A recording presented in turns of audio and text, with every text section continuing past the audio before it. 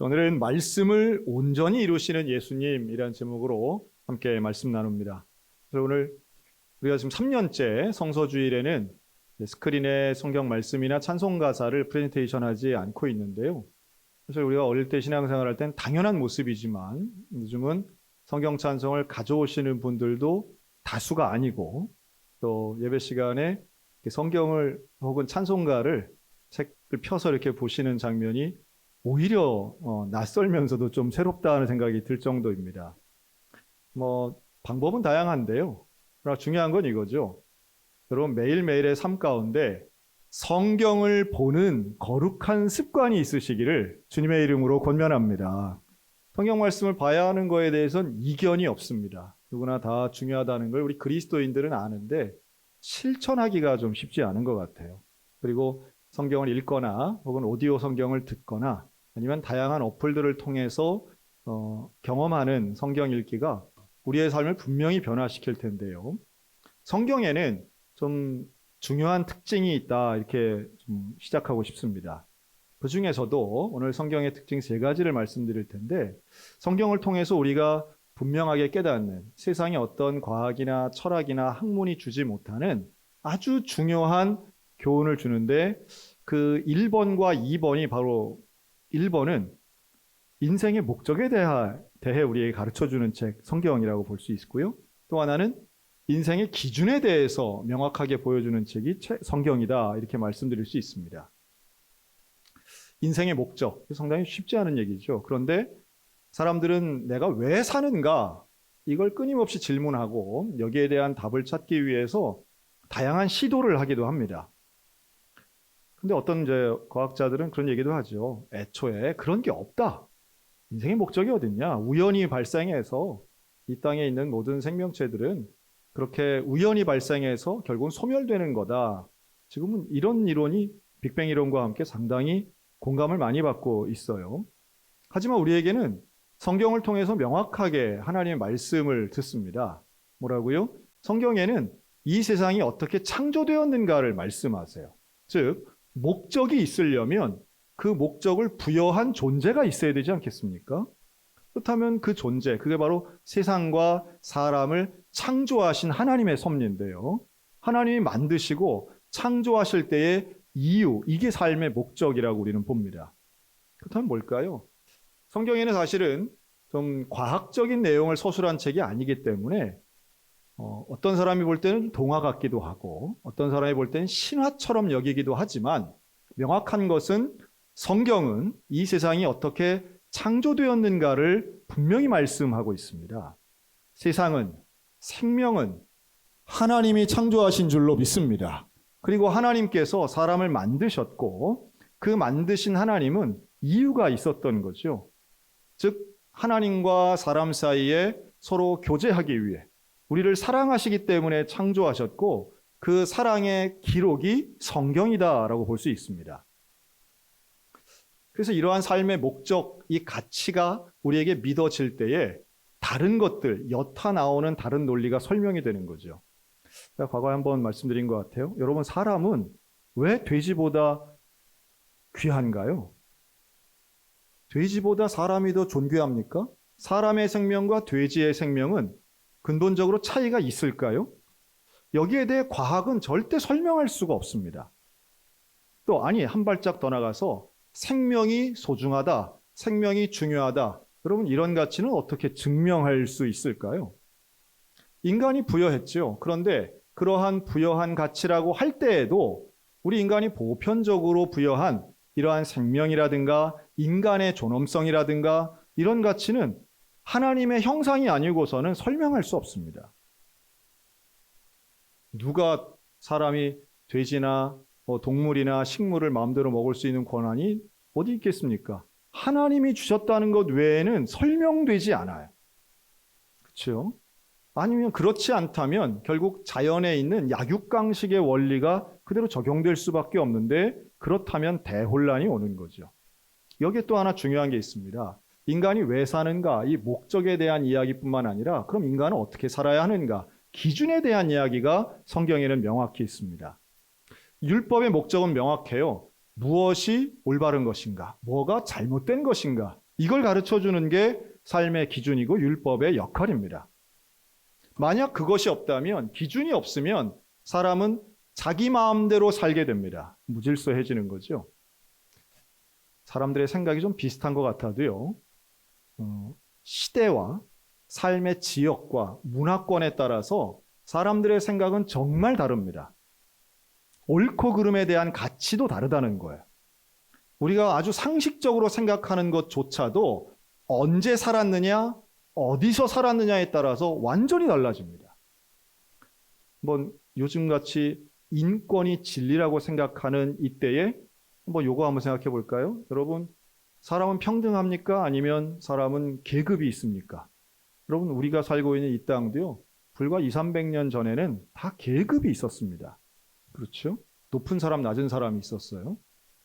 제가 몇 년 전에 인도 분하고 이야기를 할 기회가 있었는데요.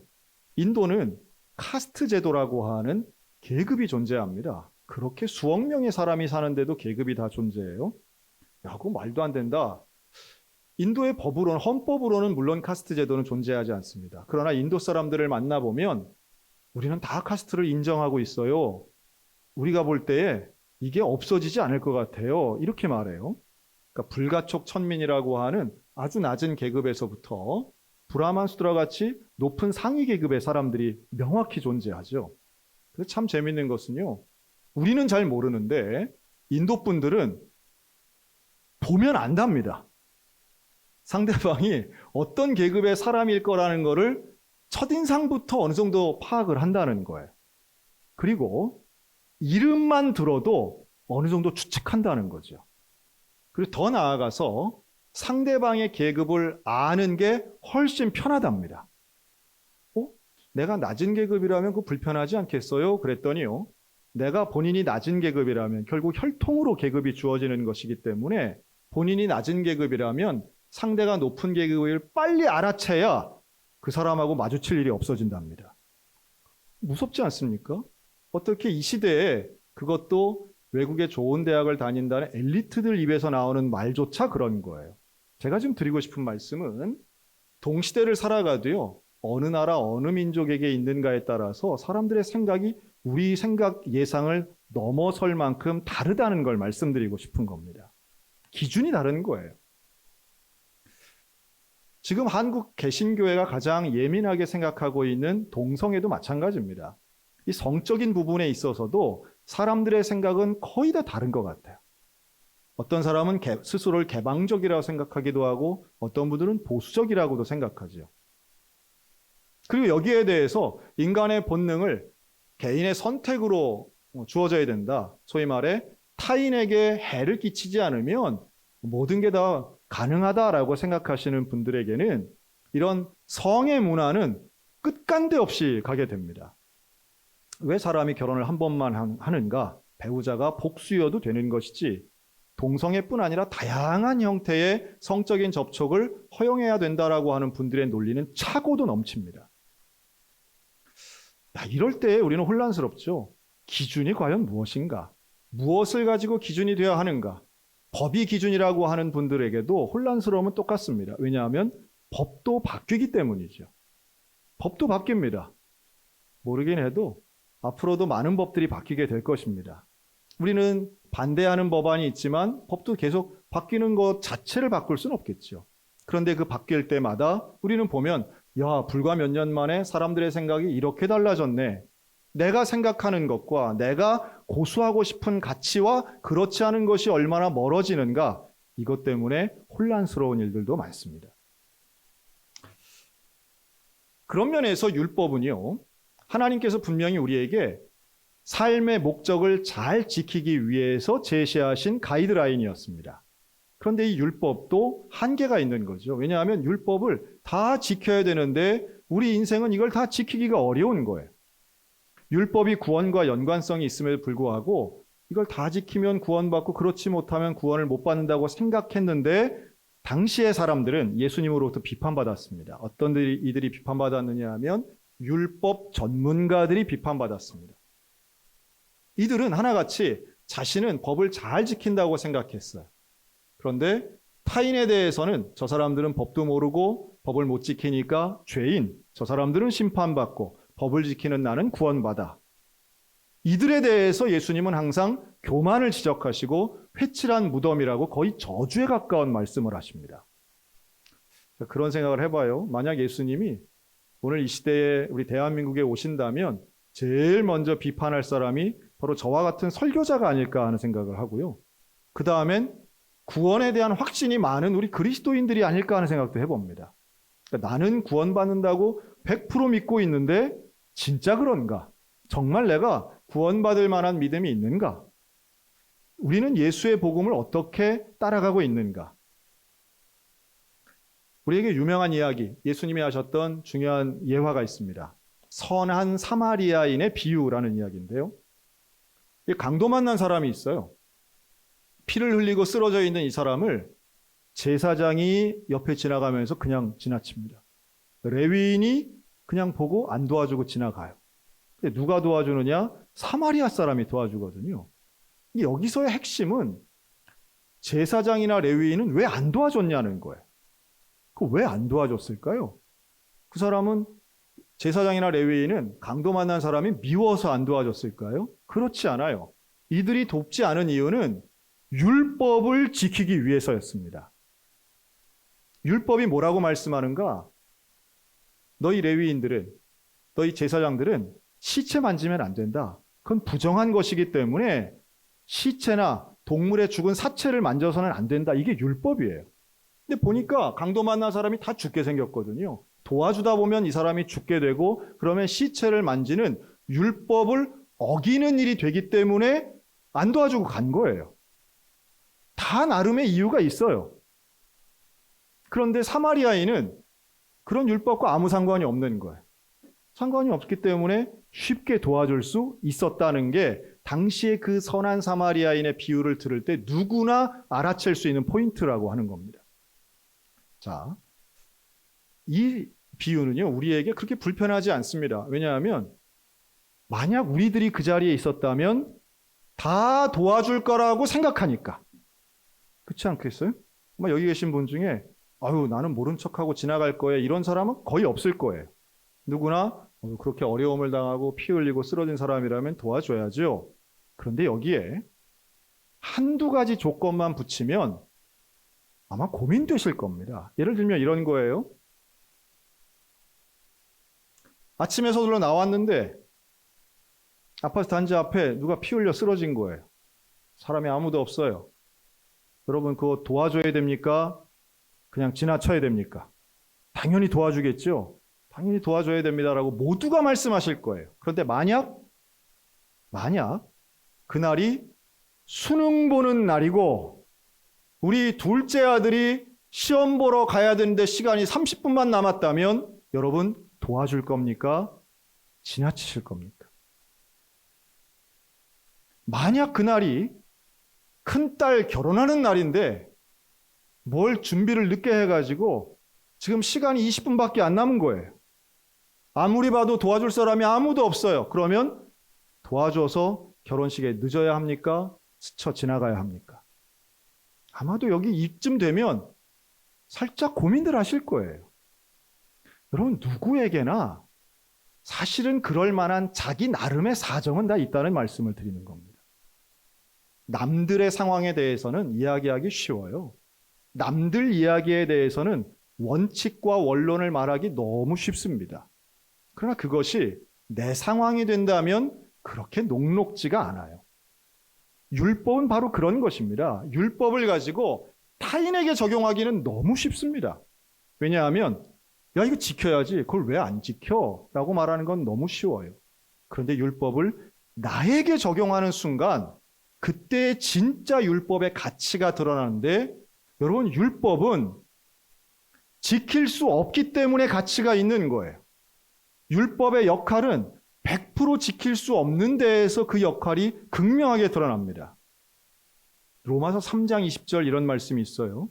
그러므로 율법의 행위로 그의 앞에 의롭다 하심을 얻을 육체가 없나니. 자, 로마서 3장 20절을 띄워주세요. 율법으로는 죄를 깨달음이니라. 율법으로는 죄를 깨닫는 거예요. 율법으로 구원을 얻는 것이 아니라 무엇이 죄인지를 깨닫는 것이 율법의 역할이라는 거죠. 로마서 7장 7절은 또 이렇게 말씀합니다. 그런즉 우리가 무슨 말을 하리요? 율법이 죄냐? 그럴 수 없느니라. 율법으로 말미암지 않고는 내가 죄를 알지 못하였으니 곧 율법이 탐내지 말라 하지 아니하였더라면 내가 탐심을 알지 못하였으리라. 인간의 본능 욕구 같은 이 탐심이 죄라고 하는 사실을 언제 깨닫느냐 하면 하나님의 말씀을 깨달을 때 내가 지금 죄가 있구나 이걸 안다는 거예요. 다시 말해 기준이 없으면 죄가 거의 성립하지 않아요.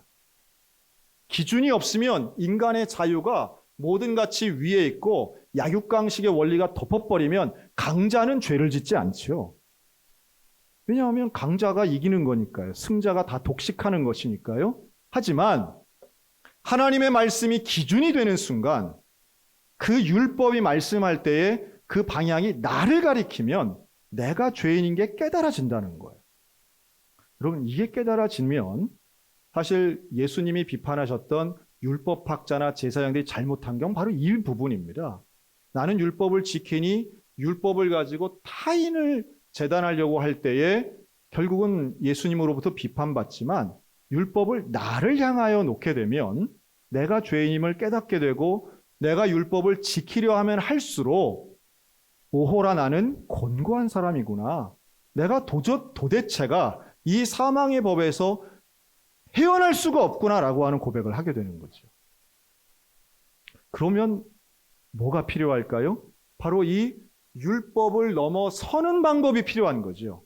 내가 죄인임을 깨달으면 이 죄가 어떻게 해결될 수 있을까라고 하는 복음이 필요한 단계로 나아가게 됩니다. 갈라디아 3장 24절 다 같이 함께 읽겠습니다. 이같이 시작. 이같이 율법이 우리를 그리스도께로 인도하는 초등교사가 되어 우리로 하여금 믿음으로 말미암아 의롭다함을 얻게 하려 함이라. 아멘. 즉 율법을 지키는 것으로 의로운 것이 아니라 예수 그리스도를 믿음으로 의롭다 함에 이르는 것은 우리가 행위로는 율법을 지킬 수 없기 때문인 거예요. 그렇다고 율법 지키는 게 무가치하다는 건 절대 아닙니다. 율법을 지키려고 애쓰는 건 나름의 가치가 있지만 불가능하기 때문에 여기에서 깨달은 내가 죄인임을 결국 하나님 앞에 나아가 회개하고 고백하며 나의 죄를 용서하시기 위해서 이 땅에 오신, 지난주 봤죠? 임마누엘 하신, 성육신 하신 그 예수 그리스도 앞으로 나아가도록 하는 것, 이게 바로 하나님 말씀이 우리에게 주시는 축복인 줄로 믿습니다. 복인 거예요. 하나님의 말씀을 통해 우리가 예수 그리스도 앞으로 나아갈 수 있으니까. 그러면 이 말씀 앞으로 나아가게 되면 놀랍게도 말씀으로 오신 예수 그리스도를 만나게 됩니다. 오늘 읽은 말씀은 상당히 유명하죠. 1.1획도 결코 없어지지 않을 것이다 라고 말씀하지 않습니까? 이 성경의 히브리어는 점과 선으로 되어 있기 때문에 1.1획이 참 중요해요. 점 하나만 잘못 지켜도 의미가 완전히 달라져요. 그런데 이 1.1획을 뜻할 때에 이게 토라가 되었건 율법서가 되었건 하나님의 말씀과 계명이 되었건 사람들에게는 이게 참 중요한데 이 모든 말씀의 본체, 그가 바로 예수님이세요. 요한복음 1장 1절 태초에 말씀이 계시니라. 이 말씀이 하나님과 함께 계셨으니 이 말씀은 곧 하나님이시라. 태초에라고 하는 이 표현이 창세기 1장에도 나오지만 요한복음 1장에도 나옵니다. 즉 가장 최초에 이 모든 역사가 시작되는 그 첫 시발점 가운데 하나님이 계신 건 당연하지만 말씀이 계신 거죠. 빛이 있으라 하는 그 말씀도 계셨지만 그 말씀이 곧 하나님이시라는 거예요. 그래서 놀랍게도 이 말씀을 로고스라고 우리가 표현하는데요. 이 말씀이 요한복음 1장 14절 말씀이 육신이 되어 우리 가운데 거하셨다라고 말씀해요. 이게 누구세요? 이게 바로 예수 그리스도입니다. 예수님은 태초부터 계셨던 말씀이시고 그 말씀이 인간의 육신을 입고 이 땅에 오신 분이 바로 예수님이시라는 거예요. 그런데 왜 오셨을까요? 율법으로는 안 되니까. 율법에 한계가 있기 때문에 예수님이 말씀 그 자체가 오신 거예요. 우리를 구원하시기 위해서. 예수님은요, 죄를 안 지으려고 노력하시는 분이 아니십니다. 왜냐하면 죄성이 없으신 분이니까요. 말씀 그 자체로 오신 거예요. 율법의 한계를 깨뜨리고 오로지 율법을 더 온전케 완성케 하신 분이 바로 예수 그리스도이십니다. 사실 율법은 불완전하죠. 왜냐하면 그래서 율법은 내용이 조금씩 변하기도 합니다. 어떻게 변하는가? 우리에게 요구되는 구체적인 삶의 모습들에서 적용되는 율법은 달라졌어요. 대표적으로 안식일 율법, 할례 율법, 음식 율법들이 그랬습니다. 이러한 율법들은 계명을 지키기 위해서 모세 때에 하나하나 만들어진 율법들이었어요. 그런데 이것이 이방인을 전도하려고 보니까 안 되는 거예요. 할례 율법 지키다간 다 죽게 생긴 거예요. 안식일 율법 지키려다 보니까 안 되겠는 거예요. 그래서 이것들을 바꿉니다. 뭘로 바꿔요? 더 완성된 단계로 바꾸는 거예요. 이게 바로 폐하는 것이 아니라 완성시키는 거예요. 그 앞에 있던 단계에서 더 온전한 단계로 나아가는데 그게 바로 율법이신 예수 그리스도가, 말씀이신 예수 그리스도가 인간의 몸을 입고 이 땅에 오셔서 율법을 완성하신 것, 이게 바로 복음의 은혜입니다. 로마서 10장 4절 같이 읽겠습니다. 같이 읽습니다. 시작. 그리스도는 모든 믿는 자에게 의를 이루기 위하여 율법의 마침이 되시니라. 아멘. 율법의 마침이라고 하는 건 그 앞에 있던 율법을 깡그리 없앤 것이 아니라 그 율법을 완성시키셨다는 뜻이에요. 이제 우리에게 남은 율법은 오직 하나 예수 그리스도의 복음의 법이라고 하는 거죠. 여러분, 이걸 이루시기 위해 이 땅에 오신 예수 그리스도, 말씀으로 이 땅에 태어나신 그 성탄의 주인공 예수님을 저와 여러분은 기다리고 있는 줄로 믿습니다. 그리고 그 말씀으로 오신 주님을 우리는 믿습니다. 말씀의 약속을 성취하시는 분, 말씀을 완성하시는 분, 그래서 우리를 구원하시는 분. 말씀이 우리에게 주는 교훈 1번, 2번이 삶의 목적과 삶의 기준이라고 말씀드렸어요. 이 목적과 기준을 완성하신 분이 바로 예수님이시고 우리를 구원하심으로 이 땅의 모든 역사를 완성케 하신 분이 예수님이세요. 그렇다면 예수님의 말씀은 지금도 여전히 유효하고 예수님이 하신 약속은 말씀을 통해서 분명히 우리 가운데 이루어질 줄로 믿습니다. 지금도 우리와 함께 하시겠다고 하신 그 예수님의 약속은 지금도 유지되고 있는 거예요. 그래서 말씀이 중요합니다. 이 말씀을 붙잡고 이 약속을 붙잡고 우리는 걱정과 염려, 두려움이 아닌 기도와 감사와 간구를 해야 할 이유가 너무도 명확한 거죠. 제가 좋아하는 말씀인데요. 우리 로마서 8장 37절 한번 같이 읽겠습니다. 시작. 그러나 이 모든 일에 우리를 사랑하시는 이로 말미암아 우리가 넉넉히 이기느니라. 아멘. 우리가 어떻게 이겨요? 넉넉히 이긴답니다. 인간은 율법을 지킬 능력이 없죠. 율법을 지키는 것, 그걸 통해 구원 얻는 게 아니라 하나님을 믿음으로 예수 그리스도의 복음을 받아들임으로 우리가 구원을 얻는데, 구원 얻는 것이 단순하게 죽어서 천국 가는 것에서만 멈추는 것이 아니라는 거예요. 이 땅에서의 모든 삶이 넉넉히 이기게 해주시는 그 예수 그리스도의 약속이 우리의 가정과 개인과 직장 가운데, 이 시대 가운데 분명히 임하게 될 줄로 믿습니다. 말씀으로 오신 그 예수 그리스도의 약속이 우리에게 승리를 약속해 주시는 거예요. 나와 동행하시고 그저 힘든 일을 괴로워하며 사는 것이 아니라 내 매 순간마다 예수님이 동행하시고 말씀으로 함께 하시고, 예수님은 약속하고 계십니다. 진리가 승리할 것이야. 예수님이 이길 것이야. 오늘도 말씀이 승리하게 될 것이고 믿음이 이길 것이라고 하는 이 위대한 약속을 붙잡아 주님과 동행하는, 말씀과 함께 걷는 저와 여러분들 다 되시기를 주님의 이름으로 축원합니다.